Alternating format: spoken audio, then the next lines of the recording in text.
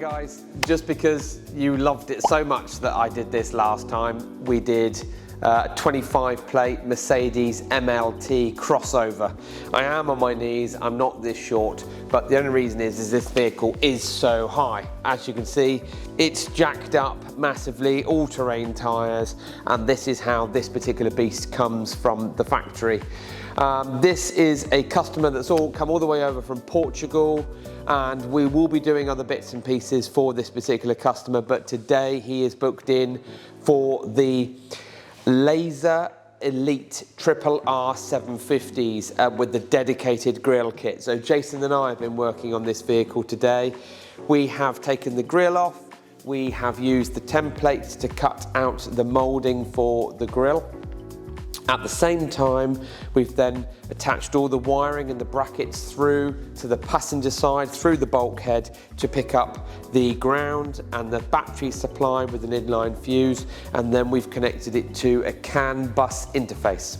The CANBUS interface then talks to the high beam on this particular vehicle because you've got all LED headlights fitted from factory. And that means that when the vehicle is driving and you want to use the laser lights, you just simply use the high beam stalk for your main lights, as opposed to an aftermarket switch, which looks a bit naff. These are the newest set of LazerLamps Triple-R, so they have the e-boost mode, and rather than having an e-boost mode that has a little plug or a dummy plug at the back, you can access the e-boost mode by flashing the lights so many times in sequence to turn the e-boost mode on or off. And the reason why you have to do that is because of the UNECE regulations for light output and of course where you're driving it. So for instance, France, Spain, Portugal may not be happy with the fact that these are so bright, and therefore you can reduce the light output or the lumen. That's about it really. The installation is quite involved on these because you're cutting a grille.